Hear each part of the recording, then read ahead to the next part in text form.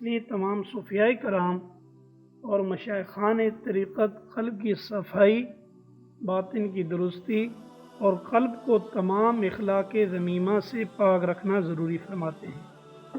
دل کی بیماریاں یہ ہیں: حسد، بغض، کینہ، عداوت، بجا غصہ، بخل، مال کی محبت، حب جاہ، حب شہرت، رعونت، دنیا کی محبت، نخوت، تکبر، خود پسندی، ریا۔ ان تمام بیماریوں سے قلب کو پاک کرنا لازمی اور ضروری ہے۔ محترم سامعین، جب بیماریوں سے دل پاک ہوگا تو خوف خدا، زہد، صبر، شکر، توکل، اخلاص، صدق، محبت الہی، ان جیسی صفات سے دل منور ہوگا۔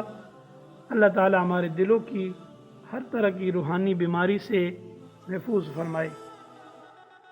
منافق کے نفاق کو پہچاننا اور اس کو منافق قرار دینا دو طریقوں سے ہوتا تھا۔ ایک یہ کہ اللہ تعالیٰ نے اپنے رسول صلی اللہ علیہ وسلم کو بذریعہ وحی بتا دیا فلاں شخص دل سے مسلمان نہیں، منافق ہے۔ دوسرا یہ کہ اس کی کسی قول فعل سے کسی عقیدہ اسلام کے خلاف کوئی بات یا اسلام کی مخالفت کا کوئی عمل ظاہر اور ثابت ہو جائے۔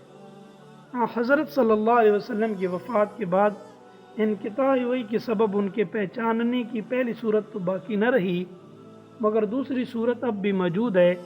جس شخص کے کسی قول فعل سے اسلامی قطعی عقائد کی مخالفت یا ان پر استہزاء یا تحریف ثابت ہو جائے تو وہ منافق سمجھا جائے گا۔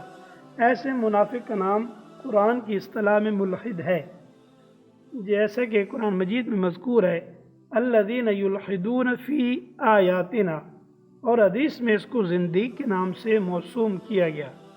حضرت امام مالک رحمہ اللہ سے عمدہ شرح بخاری میں نقل کیا گیا کہ بعد زمانہ نبوت کی نفاق کی یہی صورت ہے جس کو پہچانا جا سکتا ہے، اور ایسا کرنے والے کو منافق کہا جا سکتا ہے۔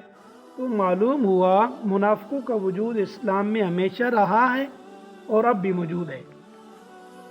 حق تعالی شانہ ہم کو ایمان کامل نصیب فرمائے اور نفاق کی ہر چھوٹی بڑی خصلت سے ہمارے قلوب کو پاک رکھے۔ اللہ تعالی منافقین کی شرارت اور فتنوں سے اسلام اور خصوصاً الملک پاکستان کو پاک اور محفوظ فرمائے۔